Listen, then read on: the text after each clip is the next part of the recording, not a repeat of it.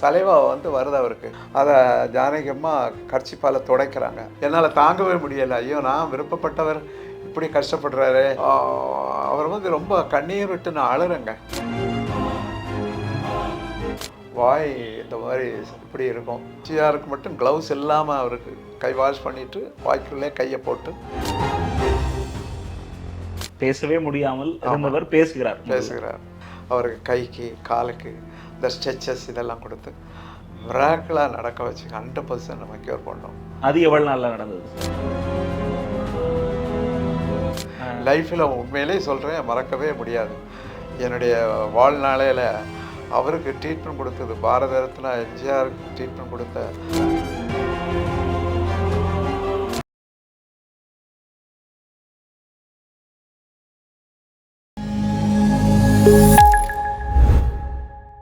நாதஸ் நேயர்களுக்கு திருவேங்கடத்தின் அன்பு வணக்கம்.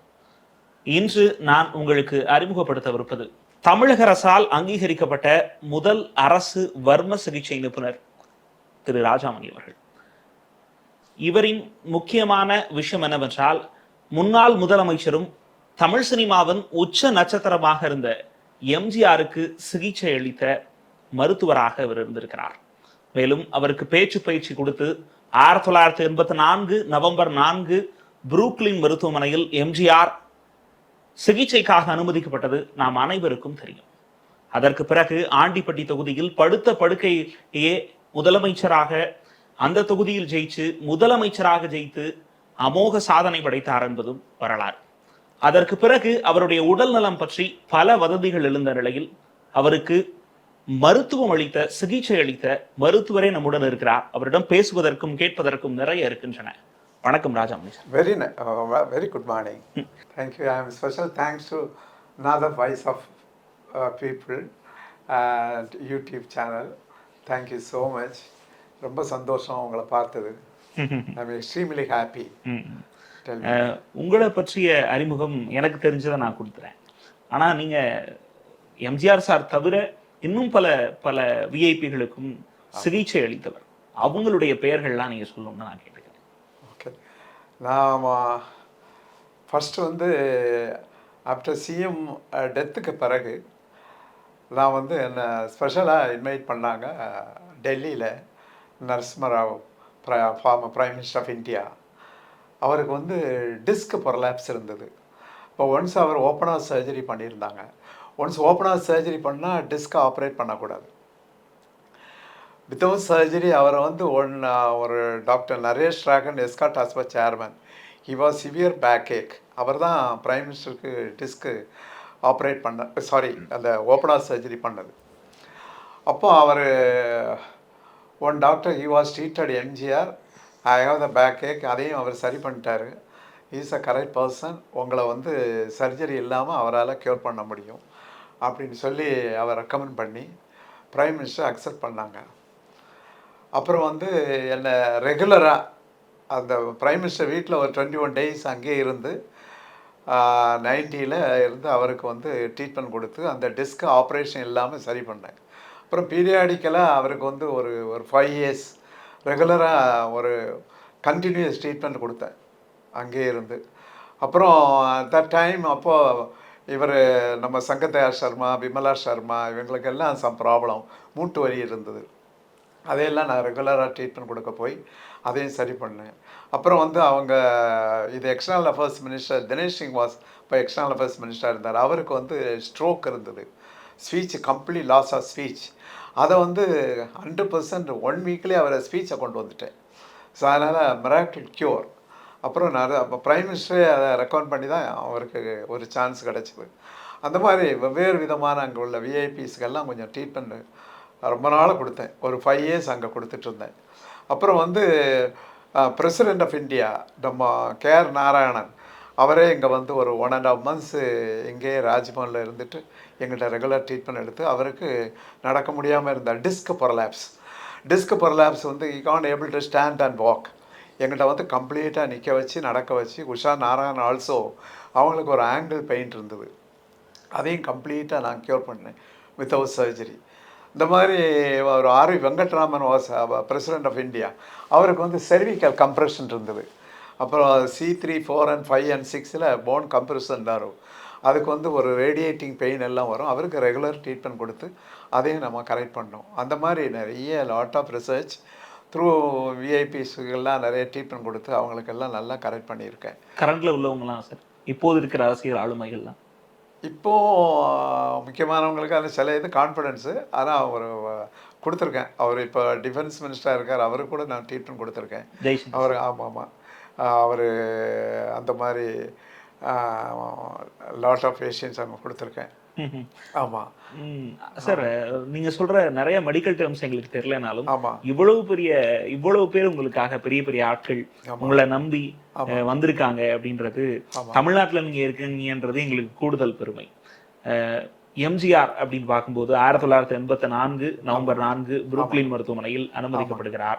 அதுக்கப்புறம் பல்வேறு வதந்திகள் அவருடைய உடல் நலம் குறித்து பல சர்ச்சைகள் எழுந்தது, வதந்திகளாக பல செய்திகள் பரவியது. அந்த மாதிரி இருக்க டைம்ல தான் ஒரு மருத்துவர் குழு இருந்தது, அதுல நீங்களும் இருந்திருக்கீங்க. முதல்ல இந்த மருத்துவராக நான் உங்களை அப்புறம் பாக்குறேன். முதல்ல எம்ஜிஆரை நீங்க சின்ன வயசுல, ஏன்னா அந்த காலகட்டத்துல எல்லாரும் எம்ஜிஆர் சிவாஜி இவங்க 2 பேருடைய ரசிகர்கள், இதுல யாராவது ஒருத்தருடைய ரசிகரா இருப்பாங்க. நீங்க அப்போது யாருடைய ரசிகர்? எம்ஜிஆர்னா உங்களின் என்ன ஓட்டம் என்ன? எம்ஜிஆரை வந்து பார்க்கணுன்னு பல காலம் துடிச்சிட்டு இருந்தேன். ஒரு 100 times ட்ரை பண்ணியிருப்பேன். when I was student, இங்கே பாளையங்கோட்டையில் இங்கே மெடிக்கல் படிக்கிற டைம்லேயே அவர் வந்து இந்த தாளையுத்து India guest house, Vannarpettai guest house எல்லாம் தங்குவார். அப்போ ட்ரை பண்ணி எங்கிட்ட வர்மா ஓலைச்சுவடி இருந்து பாம் லீவ்ஸ் ஒரு 10,000 வால்யூம்ஸ் பாம் லீவ்ஸ் இருந்து, அது வந்து வர்ம ஓலைச்சுவடிகள். அதை வந்து அவர் வந்து இந்த மார்ஷியல் ஆர்ட்ஸ் எல்லாம் அவருடைய ஃபைட்டை நான் பார்த்து ரசித்தேன் அவர் திரையில். இந்த அதில் வந்து அவரோட ஒரு ஈர்ப்புத்தன்மை, ஒவ்வொரு பிக்சரும் அவரை ஒரு தடவை சென்ட்ரல் இனம் புரியாத ஈர்ப்பு அந்த மாதிரி அவருக்கு இப்படி அவரை பார்க்கவே முடியலையே அப்படின்னு சொல்லி பலகாலம் ட்ரை பண்ணி, அப்புறம் ராமவர்ம தோட்டத்துக்கு கூட அந்த பொங்கல் டைமில் எல்லாரையும் பார்ப்பாருன்னு சொல்லி வர்றாரு. போய் கியூவில் நிற்போம். நின்று அப்போவும் எனக்கு பார்க்க சான்ஸே கிடைக்கல. அப்புறம் நிறைய பொலிட்டிக்கல் பீப்புளெலாம் கூட்டிகிட்டு வந்து தலைவர்கிட்ட நாங்கள் கூட்டிகிட்டு போகிறோம் அப்படின்னு சொல்லுவாங்க. ஆனால் அங்கே ஒரு ரூமில் தங்கி ஒரு இந்த ராம் பிரசாத் ஹோட்டல் இங்கெல்லாம் தங்கி அவரை ட்ரை பண்ணி பார்ப்போம், முடியல, சான்ஸே கிடைக்கல. அப்புறம் பை காட் கிரேஸ் அவருக்கு வந்து இந்த மாதிரி நான் ஒரு சென்ட்ரல் டாக்கீஸில் படம் பார்த்துட்ருந்தோம். அப்போது இன்டர்வல் டைமில் எல்லாருமே அந்த தேட்டர்லேருந்து எல்லாம் வெளியே போகிறாங்க. ஆனால் அப்புறம் எம்ஜிஆர் வந்து இந்த வாயில் சலைவா வருது அவருக்கு, கர்ச்சிப்பால் ஜானகமாக துடைக்கிறாங்க. அந்த காட்சி அதை எல்லாம் அப்படியே பார்த்துட்டு எல்லாம் வெளியே போகாமல் அப்படியே எல்லாம் அங்கே பின் ட்ராப் சைலன்ஸ். நானும் வெளியே போகலை, அப்படியே பார்த்துட்டு இருக்கேன். ஐயோ, இதை நான் எவ்வளோ பேஷண்ட் நான் இங்கே க்யூர் பண்ணுறேன், இந்த ஸ்ட்ரோக் பேஷண்ட்ஸ், எனக்கு ஒரு சான்ஸ் கிடைக்காதா அப்படின்னு சொல்லி. என்ன மாதிரியான காணொலி அது? ஆக்சுவலி அவருடைய ஒரு எப்படி சிகிச்சை நடந்தது, இப்போ எப்படி இருக்கார் அந்த மாதிரி தெரிவிக்கிறதுக்கான வீடியோ. ஆமாம், அந்த வீடியோ அது வந்து இன்டர்வல் டைமில் அந்த சலைவா வந்து வருது அவருக்கு, அதை ஜானகியம்மா கர்ச்சிப்பால் துடைக்கிறாங்க. அந்த நெஞ்ச புளிய காட்சியை பார்த்த உடனே கிரேட் ஷாக், என்னால் தாங்கவே முடியலை. ஐயோ, நான் விருப்பப்பட்டவர் இப்படி கஷ்டப்படுறாரு, என்னுடைய ஆதர்ஷ நாயகன். ஆமாம் அப்படின்னு சொல்லி அவர் வந்து ரொம்ப கண்ணீர் விட்டு நான் அழுறேங்க.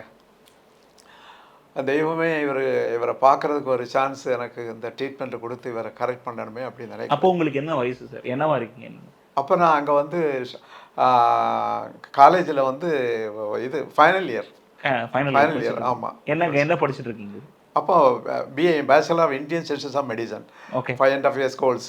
அதில் அங்கே ஃபைனல் இயர் ஹவுஸ் சர்ஜனாக இருக்கேன். ஹவுஸ் சர்ஜனா இப்படி நினச்சிட்டு இருந்த ஒருத்தர் ஆமாம் பின்னால மருத்துவர் ஆகிறாரு. எப்படி எம்ஜிஆரை முதல்ல சந்திக்கிறாரு, எப்படி சிகிச்சைக்கு முதல்ல அணுகிறாரு, அது எப்படி நடந்தது? ஆக்சுவலி நான் வந்து ஒரு வேர்ல்டு கான்ஃபரன்ஸ் ஒன்று அட்டென்ட் பண்ண வந்திருந்தேன். வர டைமில் இதில் சோழா ஹோட்டலில் தங்கியிருந்தேன். சோழா ஹோட்டலில் தங்கியிருந்து அதை அப்படி இருக்க டைமில் இவர் அந்த கான்ஃபரன்ஸ் முடிச்சுட்டு அப்புறம் நான் வெளியே வார டைமில் அரியநாயபுரம் சுப்பிரமணியம் அரியநாயபுரம் சுப்பிரமணியம் ஸ்டேட் காங்கிரஸ் பிரசிடெண்ட். ஐயோ, கும்பிட போன தெய்வம் குறுக்க வந்தது மாதிரி நீங்கள் வந்திருக்கீங்க. நான் வந்து நேற்று எம்ஜிஆரை பார்த்தேன், தலைவரை பார்த்துட்டு நான் உங்களை தான் சொல்லியிருக்கேன். என்னுடைய மூட்டை நான் அவருக்கு ட்ரீட்மெண்ட் கொடுத்து, அப்போ நான் ஸ்டூடெண்ட்டாக இருக்க டைமில் அவர் எங்கிட்ட ட்ரீட்மெண்ட்டுக்கு வருவார். அவங்களும் ஒய்ஃபும் வந்துட்டு இருந்தாங்க. அவரை நான் கம்ப்ளீட்டாக அந்த மூட்டு வலியை கம்ப்ளீட்டாக க்யூர் பண்ணிட்டேன். அந்த ஸ்ட்ரோக் எல்லாம் நிறைய கேசஸ் அங்கே வரும், அதெல்லாம் நான் க்யூர் பண்ணிகிட்டு இருக்க டைமில் இவர் வந்து இதை தெரிஞ்சு சிஎம்கிட்ட ரெக்கமெண்ட் பண்ணியிருக்காரு. இப்படி ஒரு டாக்டர் இருக்கார், எனக்கு தெரிஞ்ச டாக்டர், அவர் ரொம்ப கைராசிக்காரர், 100% உங்களை வாயெல்லாம் சரி பண்ணிடுவார் அப்படின்னு உங்களை ரெக்கமெண்ட் பண்ணியிருக்காரு. ரெக்கமெண்ட் பண்ணாங்க. ரெக்கமெண்ட் பண்ணிட்டு பேசிகிட்டு இருந்து, அப்புறம் நான் இந்த இங்கே வர டைமில் அந்த ஹோட்டல் தங்கி இருந்துட்டு வெளியே வர டைமில் நான் 5:30க்கு எனக்கு நெல்லை எக்ஸ்பிரஸில் நான் ஊருக்கு போகணும். அப்போ அதில் டிக்கெட்டெல்லாம் எடுத்திருக்கேன்.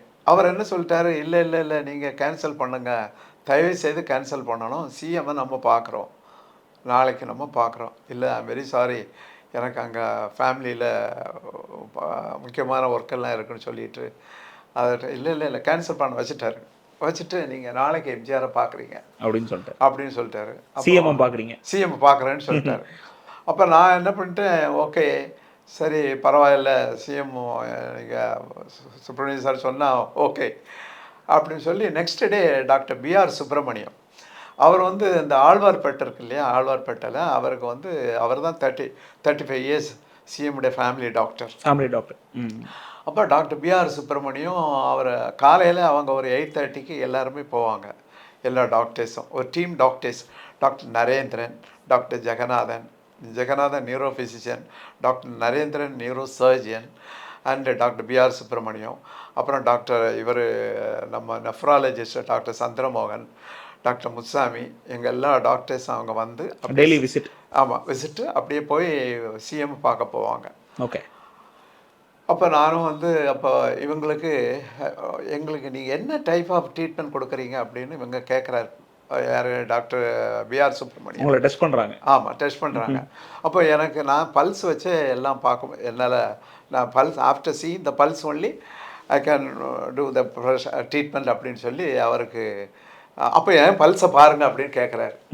அப்போ நான் வந்து அவருக்கு பல்ஸ் பார்த்துட்டு, டாக்டர் உங்களுக்கு டிஸ்க் ப்ராப்ளம் இருக்குது, L4 L5 S1ல பிரச்சனை இருக்குது, அது வந்து அட்வைஸ் ஒன்லி சர்ஜரி தான் சொல்லுவாங்க, நான் சர்ஜரி இல்லாமல் நான் க்யூர் பண்ண முடியும் அப்படின்னு சொல்லி டாக்டர்கிட்டே சொல்கிறேன். அப்போ எப்படிப்பட்ட ட்ரீட்மெண்ட் கொடுப்பீங்க? அப்போ நான் சொன்னேன், இந்த ஃபிங்கர் ப்ரெஷர், இப்போ நான் அந்த தம்பு இருக்குது பாருங்கள், இந்த தம்பால் நம்ம வந்து வர்மா வந்து தம்பு அண்ட் அதோட டோ அண்டு தம்பு தான் இந்த ப்ரெஷர், லாட் ஆஃப் எனர்ஜியை யூஸ் பண்ணி அதை கொடுக்கணும். அப்போ நான் ஸ்பைனுக்கு அவருக்கு ஒரு ஃபர்ஸ்ட் கிளாஸ் ஒரு ப்ரெஷர் கொடுத்தேன், ஒரு வர்மா டெக்னிக் கொடுத்துட்டு இந்த நீயை வச்சு அவருக்கு என்னுடைய நீயை வச்சுட்டு அதில் ஒரு ப்ரெஷர் கொடுத்தேன், டிஸ்கை படுத்துட்டு ஒரு சின்ன ஒரு ஸ்ட்ரெச் ஒன்று கொடுத்தேன். அவருக்கு நல்ல ரிலீஃப் கிடச்சிது. சரி, ஒரு ஃபஸ்ட் கிளாஸாக இருக்கு அப்படின்னு சொல்லிட்டு ஒரு ரிதமிக் டச் அவருக்கு கொடுத்தோடனே அக்செப்டட் என்னுடைய இதை. அப்புறம் இவருக்கு நரேந்திர டாக்டருக்கு அவருக்கு பல்ஸ் பார்க்குறேன், அவருக்கு ஸ்பாண்ட்லைட்டிஸ் இருந்து. நான் சொன்னேன், உங்களுக்கு சிவியர் ஸ்பாண்ட்லைட்டிஸ் இருக்குது சார், அதுக்கு ட்ராக்ஷன் போடுவாங்க, இது காலரெல்லாம் போடுவாங்க, அது இல்லாமல் நீங்கள் எப்படி ட்ரீட்மெண்ட் கொடுக்குறீங்க அவர் கேட்குறாரு. அதுக்கு நான் ஒரு ஸ்பைனில் ஒரு ப்ரெஷர் கொடுக்குறேன், அவருக்கு நெக்கில் ஒரு ப்ரெஷர், ஒரு ஸ்ட்ரெச் அவருக்கு கொடுக்குறேன், அக்செப்டட், அவர் வெரி ஹாப்பி. அப்புறம் அடுத்தது doctor neuro physician doctor Jeganathan, அவருக்கு வந்து டென்னிஸ் எல்போ இருக்குது, அதை பல்ஸை வச்சுட்டு இந்த டென்னிஸ் எல்போ இந்த இடத்துல இப்படி இருக்கும், இப்படி வச்சுட்டு பல்ஸ் பார்த்துட்டு இந்த டென்னிஸ் எல்போ இங்கே இருக்குது, டச் பண்ணாலே பெயின். அதை நான் வந்து டச் பண்ணி, ஐயோ அன்பேரபிள் பெயின் அவருக்கு சார், டென்னிஸ் எல்போ இருக்குன்னு சொன்னேன். நான் சயின்டிஃபிக்காக நான் சொன்னோன்னே அவர் அக்செப்டட், எல்லாருமே ஹாப்பி ஆகிட்டாங்க. ஓ, இது வெரி குட் ட்ரீட்மெண்ட்டாக இருக்குது அப்படின்னு சொல்லிட்டு. அப்புறம் ஆர்த்தரைட்டிஸ் என்ன கொடுப்பீங்கன்னு கேட்டாங்க. ஆர்த்தரைட்டிஸ் வந்து வர்மா பாயிண்ட்ஸ் இருக்குது சார், அதை நான் கொடுத்து நான் கரெக்ட் பண்ணுவேன் அப்படின்னு சொல்லி தோட்டத்துக்கு போயாச்சு. அப்போது அங்கே ராமவரம் தோட்டம் நெக்ஸ்ட் டே என்னை கூட்டிகிட்டு போகிறாங்க. ஃபஸ்ட்டு டெஸ்ட்டில் பாஸ் பண்ணிட்டீங்க? ஆமாம், இது பாஸ் பண்ணி அங்கே போயாச்சு. அப்போ அவருங்க வளர்ப்பு பையன் அப்பு இருந்தார். ஓகே. அப்பு அவர் தான் ஒரு சன், அவரும் கூட இருந்தார். அப்போ அம்மாவுக்கு வந்து நாடி பார்த்துட்டு ஆர்த்தரைட்டிஸ் அங்கே அம்மாவுக்கு என்னென்னா one German doctor advice only surgery. Janaki அம்மா. ஆஸ்டியோ ஆர்த்தரைட்டிஸ் இருந்து அந்த சர்ஜரி தான் ஒன்லி தீர்வு. அவங்களுக்கு சர்ஜரி சிம்பிளி ரிஃப்யூஸ், வேண்டான்னு சொல்லிட்டாங்க. அதனால் இப்போது நீங்கள் இதுக்கு என்ன ட்ரீட்மெண்ட் கொடுக்குறீங்க? அப்போ நான் சொன்னேன், அம்மா அந்த மாதிரி நான் ஒரு வர்மா டெக்னிக் கொடுத்து இதை சரி பண்ண முடியும் என்னால். அந்த கருநொச்சி இலை, வெங்காயம், தவிடு இதெல்லாம் வச்சு ஃபோமெண்டேஷன் கொடுத்து ரெகுலராக கொடுத்துட்டா நல்லா வந்துடுமா அப்படின்னு நான் சொன்னேன். அப்போ அவங்களுக்கு ட்ரீட்மெண்ட்டு அப்போ எனக்கு வந்து சிஎம்கிட்ட விடலை, சிஎம்மை பார்க்குறதுக்கு சான்ஸ் கிடைக்கல. இப்போ செகண்ட் லெவலில் ஜானகி அம்மாவை நெருங்கிருக்கீங்க. ஜானகி அம்மாவுக்கு நம்ம ட்ரீட்மெண்ட் கொடுத்து அவங்களுக்கு அன்னைக்கு நல்ல ஹாப்பி ஆகிட்டாங்க. அம்மா எப்போ என்னுடைய ட்ரீட்மெண்ட் தேவைப்படுதோ கூப்பிடுங்கம்மா, நானும் ஊருக்கு போயிட்டு நான் வந்துடுறேன் அப்படின்னு. நீங்கள் எப்போ கூப்பிட்டாலும் நான் சீக்கிரமாக வந்துடுறேன்னு சொன்னேன் அப்படின்னு சொல்லிட்டேன். சொல்லி அவங்கள்ட்ட இதை ஜானகி அம்மாவுக்கு அப்போ நீங்கள் கொடுங்களாம் ட்ரீட்மெண்ட்டு அப்படின்னு கேட்குறாங்க. புரியலையா? அப்போ நான் ஒரு 15 days அவங்களுக்கு ட்ரீட்மெண்ட் கொடுக்குறேன். ட்ரீட்மெண்ட் கொடுத்து அவங்களுக்கு வந்து மிராக்கிளாக காலை மடக்கிட்டு நம்ம ஊர் கொஞ்சம் நல்ல மிராக்கிள் தான். அப்புறம் நான் ஊருக்கு போயாச்சு. அப்புறம் போயிட்டு திடீர்னு சொல்லி ஒரு கவர்மெண்ட்டு இதில் இருந்து வந்தது, ஸ்டார்ட் இம்மீடியட்லின்னு சொல்லி இங்கே வந்தது. எங்கள் டைரக்டர் ஆஃப் இந்தியன் மெடிசன்லேருந்து வந்தது. அப்போ நான் இங்கே காலேஜில் இருக்கேன், ஒர்க் பண்ணிகிட்ருக்கேன். புரியலையா? அப்போ வந்து ஒர்க் பண்ணிவிட்டு சிஎம் கூப்பிட்டான். இங்கேருந்து வந்து நான் திங்க் பண்ணேன், அவன் சிஎம் தான் கூப்பிடுறாங்கன்னு சொல்லி. புரிஞ்சு போச்சு. ஆமாம், புரிஞ்சு போச்சு. அப்புறம் இங்கே வந்தாச்சு. இங்கே வந்து திருப்பி அவங்களுக்கு கொஞ்சம் ட்ரீட்மெண்ட் கொடுத்து ஹாப்பி ஆகிட்டாங்க. அப்புறம் சிஎம் வந்து அக்செப்டட் அவர் என்னுடைய ட்ரீட்மெண்ட்டில். ஃபர்ஸ்ட் டெஸ்ட் டாக்டர்ஸ்லாம் பார்த்துட்டாங்க. ஆமாம், செகண்ட் டெஸ்ட்டில் ஜானகி அம்மாவுக்கே க்யூர் ஆயிடுச்சு. அதனால எம்ஜிஆர் சாரை பார்க்க போகிறோம். ஃபஸ்ட்டு முதல்ல அவரை பார்க்க போகிறோம். பார்த்துட்டு அவருக்கு வந்து ட்ரீட்மெண்ட் ஆரம்பிக்கிறேன். அப்போ கையெல்லாம் அப்போ நான் வந்து ரெகுலராக எனக்கு வந்து இதில் கன்னிமரா ஹோட்டலில் போட்டிருந்தாங்க ரூம். கன்னிமரா ஹோட்டலில் இருந்து அங்கேருந்து வருவேன். வந்து சாந்தம் சர்ச் அந்த ஹோலி வாட்டர் எடுத்துகிட்டு அவருக்கு வந்து கிராஸ் பண்ணி தான் நான் அந்த ட்ரீட்மெண்ட் ஆரம்பிப்பேன். அப்போது அவருக்கு வந்து இந்த ஸ்பீச் சுத்தமாக இல்லை, இந்த சலைவா வந்துக்கிட்டே இருக்கும் ஃபர்ஸ்ட் டைமே. ஆமாம், அதில் அவருக்கு ஏற்கனவே அந்த இது ஸ்ட்ரோக்கு. நான் பார்க்குற டைமில் அந்த சலைவா வரும், வாய் இந்த மாதிரி இப்படி இருக்கும். அதை வந்து இந்த கை வந்து சரியாக ஃபங்க்ஷன் இல்லை, சரியாக தூக்க முடியாது.